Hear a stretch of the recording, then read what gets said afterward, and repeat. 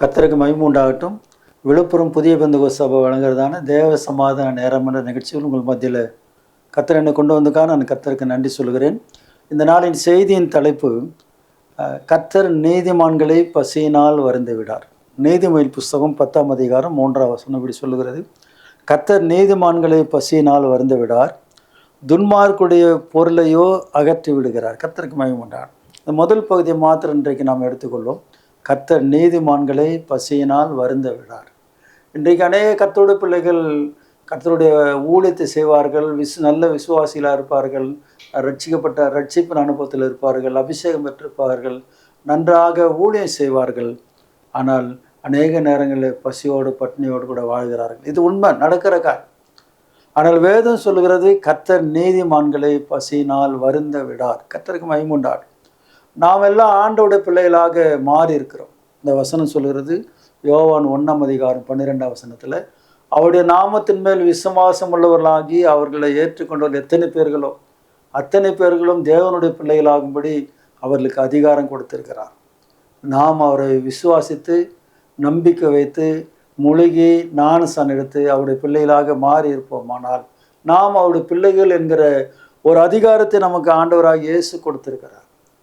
எந்த பெற்றோர்களும் தன்னுடைய பிள்ளைகள் பசினால் வாடுகிறதை, சாப்பாடு இல்லாமல் இருக்கிறதை பார்த்து அவர்கள் சந்தோஷப்பட மாட்டார்கள், பார்க்க மாட்டார்கள். கர்த்தருக்கு ஸ்தோத்திரம். அவர்களுக்கு சாப்பாடு இல்லாவிட்டால் கூட தன்னுடைய பிள்ளைகளை பசியோடு கூட விடவே மாட்டார். கர்த்தருக்கு மகிமை உண்டாகட்டும். ஆகவே இன்றைக்கு எனக்கு அன்பானவர்களே, கர்த்தருடைய வசனம் சொல்லுகிறது, கர்த்தர் நீதிமான்களை பசியினால் வருந்த விடார். கர்த்தர் நம்ம நீதிமான்களாக மாற்றியிருக்கிறார். ரோமருக்கு நிருபம் 8ஆம் அதிகாரம் 30ஆம் வசனத்தில், கர்த்தர் நம்மை அழைத்திருக்கிறார். எவர்களை அழைத்தாரோ அவர்களை கர்த்தர் மகிமைப்படுத்தியிருக்கிறார், நீதிமான்கள் ஆக்கியிருக்கிறார்னு வசனம் சொல்கிறேன். ரோமருக்கு நிருபம் 8ஆம் அதிகாரம் 30ஆம் வசனம் இப்படி சொல்லுகிறது, கர்த்தர் நம்மை அழைத்தது மாத்திரமல்ல, நம்மை நீதிமான்களாக மாற்றியிருக்கிறார். உங்கள் மேலே என் மேலே யாரும் எந்த விதமான கம்ப்ளைண்ட் பண்ணாலும் அதெல்லாம் ஆண்டவர் மாற்றுகிறார். கர்த்தருக்கு ஸ்தோத்திரம். வசனம் நான் வாசிக்கிறேன். 8ஆம் அதிகாரம் 30ஆம் வசனம், எவர்களை முன்குறித்தாரோ அவர்களை அழைத்தும் இருக்கிறார், எவர்களை அழைத்தாரோ அவர்களை நீதிமான்கள் ஆக்கியும் இருக்கிறார், எவர்களை நீதிமான்கள் ஆக்கினாரோ அவர்களை மகிமைப்படுத்தியும் இருக்கிறார். ஆகவே எனக்கு அன்பானவர்களே, நீங்களும் நானும் ஆண்டவராகிய இயேசுவை தெரிந்து கொண்டோம்.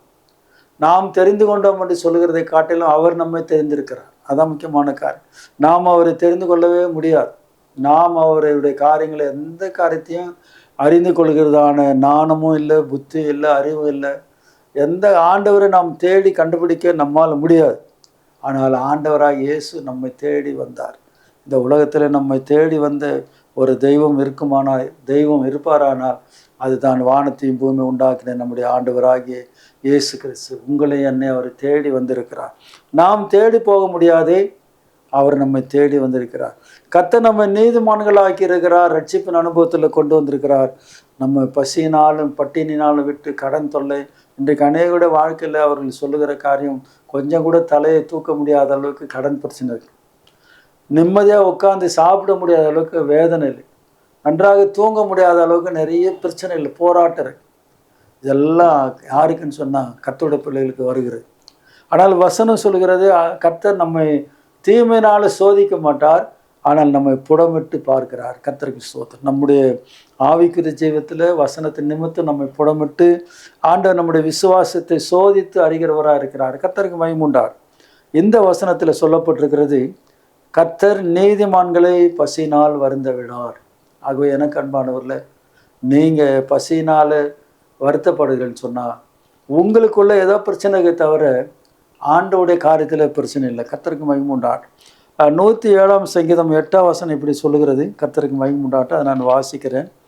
107ஆம் சங்கீதம் 8ஆம் வசனத்தில் இப்படி சொல்லப்பட்டிருக்கிறது. கர்த்தருக்கு மகிமை உண்டாகட்டும். தவணமுள்ள ஆத்மாவை கர்த்தர் திருப்தியாக்கி பசியுள்ள ஆத்மாவை நன்மையினால் நிரப்புகிறார் என்று அவருடைய கிருபை நிமித்தமும் மனுபுத்திரருக்கு அவர் செய்கிற அதிசய நிமித்தமும் அவரை துதிப்பார்களாக. கர்த்தருக்கு மகிமை உண்டாகட்டும். தவணமுள்ள ஆத்மாவை கர்த்தர் திருப்தியாக்கி பசியுள்ள ஆத்மாவை நன்மையினால் நிரப்புகிறார் என்று. கர்த்தருக்கு மகிமை உண்டாகட்டும். ஆகவே தவணமுள்ள ஆத்மாவை பசியுள்ள ஆத்மாவை கர்த்தர் நன்மையினால நிரப்புகிறார். கர்த்தருக்கு மகிமை உண்டாகும். நம்முடைய தனிப்பட்ட வாழ்க்கையில், குடும்ப வாழ்க்கையில் எப்போதும் எந்த நிலைமையிலும் நம்மை பசியினால் கர்த்தர் விடவே மாட்டார். கர்த்தருக்கு மகிமை உண்டாகட்டும். விசேஷமாக ஊழியக்காரர்களை கர்த்தர் பசியினால் விட மாட்டார். அதற்கு உதாரணமாக எலியா தீர்க்கதரிசி நாம் பார்க்கும்போது 1 ராஜாக்கள் 17ஆம் அதிகாரத்தில் நாம் பார்க்கும்போது எலியாவை கர்த்தர் அற்புத விதமாய் போஷித்தார். கர்த்தருக்கு மகிமை உண்டாகும். இந்த எலியாவை போஷிக்கப்பட்ட விதத்தை நாம் பார்க்கும்போது கர்த்தர் அதிசயமாக எலியாவை நடத்தினார். கர்த்தருக்கு மகிமை உண்டாகட்டும். இந்த 17ஆம் அதிகாரம் 6ஆம் வசனத்தில் நான் வாசிக்கிறேன். கர்த்தருக்கு ஸ்தோத்திரம். 17ஆம் அதிகாரம் 6ஆம் வசனம். இந்த எலியாவை கர்த்தர் காகங்களை கொண்டு போஷித்தார். காகங்கள் அவனுக்கு விடியற் காலத்தில் அப்பமும் இறைச்சியும், சாயங்காலத்தில் அப்பமும் இறைச்சியும் கொண்டு வந்தது. தாகத்திற்கு அந்த ஆற்றின் தண்ணீரை குடித்தான். எனக்கு அன்பானவர்களே, விசுவாசிகளை காட்டிலும் ஊழியக்காரர்களை கர்த்தர் அற்புதமாக நடத்துகிறார். கர்த்தருக்கு மகிமை உண்டாகும். ஆனால் கர்த்தர் நடத்த வேண்டுமானால், எலியாவை கர்த்தர் நடத்த வேண்டுமானால் கர்த்தர் சொன்ன இடத்துல எலியா இருக்க வேண்டும். கர்த்தருக்கு மகிமை உண்டாகும். கர்த்தர் எந்த இடத்துல எலியாவை இருக்க சொன்னாரோ அந்த இடத்துல அவன் இருப்பாரானால் மட்டும்தான் காகங்கள் அங்கே தேடி அவனை தேடி வரும்.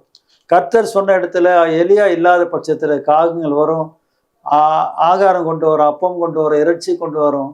அவன் எலியா அங்கே இல்லாவிட்டால் அது திரும்ப எடுத்து கொண்டு போயிடும். இன்றைக்கு அநேக கர்த்தருடைய பிள்ளைகள், ஊழியக்காரர்கள் கர்த்தர் சொல்லாத இடங்களில் போகிறதுனால, கர்த்தர் சொல்லுகிற வார்த்தைக்கு கீழ்ப்படியாமல் போகிறதுனால, கர்த்தருடைய வார்த்தையை மீறி நடக்கிறதுனால பசியோடும் பட்டினியோடும் பஞ்சத்தோடும் வறுமையோடும் வாழ்ந்து கொண்டிருக்கிறார்கள்.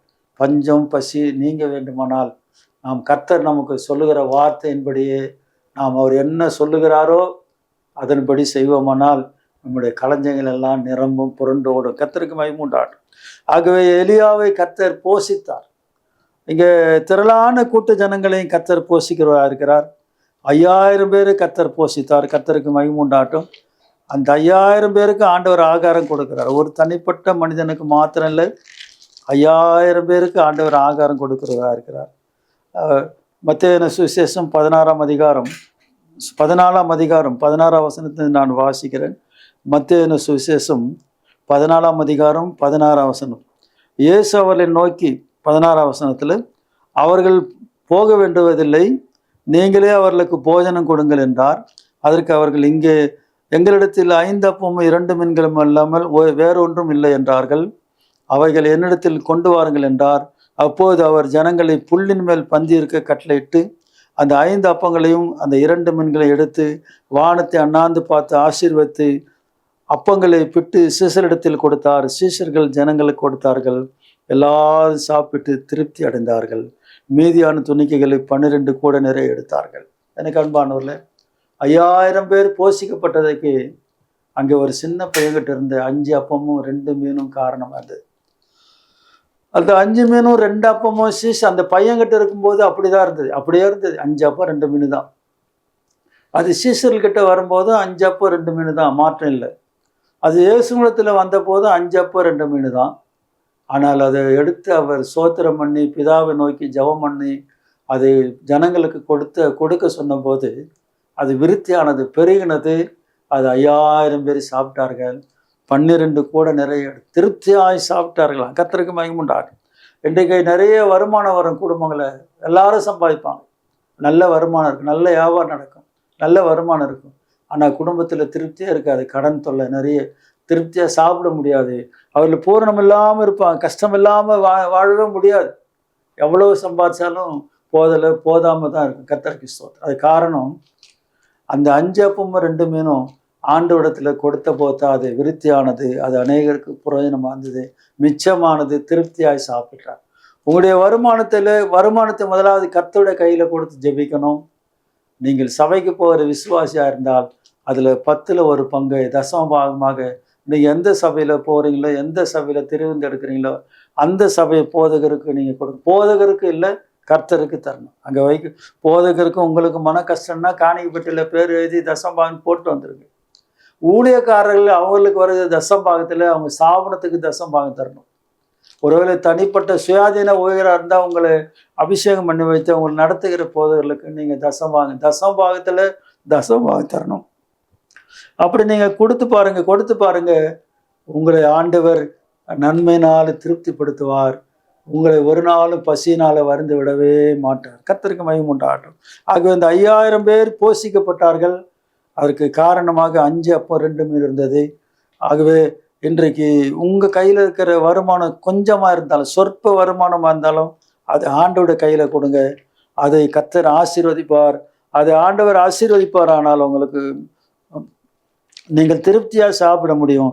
மிச்சம் மீதி இருக்கும். கர்த்தருக்கு ஸ்தோத்திரம். 10 ரூபாய் வருமானம் வந்தால் அதில் 1 ரூபாய் தசமாக எடுத்து வைங்க. 8 ரூபாய் செலவானால் 1 ரூபாய் மிச்சமாகணும். அதுதான் ஆசீர்வாதம். எவ்வளோ வந்தாலும் போதல்ன்றது ஆசீர்வாதம் கிடையாது. ஆகவே எனக்கு அன்பானவர்களே, நல்ல கவனிங்க. இந்த வசனம் நீதிமொழிகள் 10ஆம் அதிகாரம் 3ஆம் வசனம். கர்த்தர் நீதிமான்களை பசியினால் வருந்த விடார். கர்த்தருக்கு மகிமை உண்டாகட்டும். சங்கீதம் 34ஆம் அதிகாரம் 9ஆம் வசனம் 10ஆம் வசனத்தை வாசித்து நான் ஜெபம் பண்ணும்படி விரும்புகிறேன். கர்த்தருக்கு ஸ்தோத்திரம். கர்த்தருடைய பரிசுத்தவான்களே, அவருக்கு பயந்திருங்கள். அவருக்கு பயந்தவர்களுக்கு குறைவில்லை. சிங்கக்குட்டிகள் தாட்சி அடைந்து பட்டினியாக இருக்கும். கர்த்தரை தேடுவர்களுக்கோ ஒரு நன்மையும் குறையக்கூடாது. உதாரணமாக சொல்கிறார். காட்டில் இருக்கிற சிங்கத்தினுடைய குட்டிகள் கூட பட்டினியாடு தாட்சி அடைந்து பட்டினியாக இருக்கும். ஆனால் கர்த்தரை தேடுகிறவர்களுக்கு ஒரு நன்மையும் குறைவுபடாது. இந்த நான் வாசிக்கிறது மட்டும் இல்லை, இது என்னுடைய அனுபவமாக மாறணும், உங்களுடைய அனுபவமாக மாறணும். கர்த்தர் நீதிமான்களாகி நம்மை பசினால் வருந்த ஒரு நாள் அனுமதிக்க மாட்டார். ஆண்டவர் தாமே இந்த வார்த்தைகளை ஆசீர்வதிப்பாராக. ஜெபம் பண்ணும். ஆண்டவர் இந்த செய்திக்காக நன்றி செலுத்துகிறோம். கர்த்தர் நீதிமான்களை பசினால் வருந்த விடார் என்று சொல்லப்பட்டிருக்கிறது. நீர் எங்களை ஒருபோதும் பசினால் வருந்த விடுகிற ஆண்டவர் இல்லை. அதுக்காக ஸ்தோத்திரம். உம்முடைய பிள்ளைகளாக எங்களை மாற்றிருக்கிறீர். அதுக்காக ஸ்தோத்திரம். ஆண்டவர்கள் நீதிமான்களாக மாற்றியிருக்கிறார். அதுக்காக ஸ்தோத்திரம். எங்களை நீர் ஆசீர்வதிக்கிறவர், எங்களை திருப்திப்படுத்துகிறவர், எங்களை போஷிக்கிறவர். அதுக்காக நன்றி செலுத்துகிறோம். இந்த செய்தியை பார்த்து கொண்ட மக்களை, குடும்பங்களை ஆசீர்வதியும். இதை ஒளிபரப்பி கொண்டிருக்கிற ஜாயிட் நிறுவனத்தை ஆசீர்வதியும். நிறுவனருக்கு வேண்டிய நல்ல சுகம் பெறன்னு ஆயுசு நடத்தாரும். ஆண்டவரை பணிபுரி தம்முடைய பிள்ளைகளை ஆசீர்வதியும். கனம் துதி மகிமெல்லாம் உமக்கு தருகிறோம். இயேசுவின் நாமத்தில் கேட்கிறோம் பிதாவே, ஆமென். கர்த்தர் உங்களை ஆசீர்வதிப்பாராக. God bless you. மனம் திரும்பும் காலம் என்றோ மனம் திரும்பு, கர்த்தர் இயேசு வருகின்றார். மனம் திரும்பு, மனம் திரும்பும் காலம் என்றோ மனம் திரும்பு, கர்த்தர் இயேசு வருகின்றார். மனம் திரும்பு, காலம் இனி செல்லாதே. மனம் திரும்பு, கடைசி காலம் இதுவன்றோ. மனம் திரும்பு, காலம் இனி செல்லாதே. மனம் திரும்பு, கடைசி காலம் இதுவன்றோ. மனம் திரும்பு, மனம் திரும்பும் காலம் என்றோ. மனம் திரும்பு, கர்த்தர் இயேசு வருகின்றார். மனம் திரும்பு.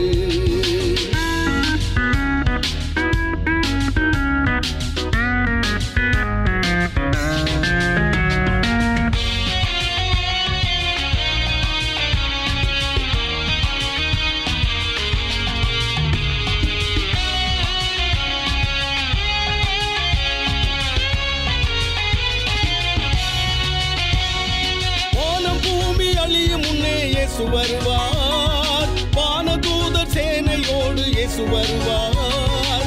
வானம் பூமி அழியும் முன்னே இயேசு வருவார். வானதூதர் சேனையோடு இயேசு வருவார். புவி மீது அரசாலை இயேசு வருவார். புது வாழ்வு நீ காண மனம் திரும்பு.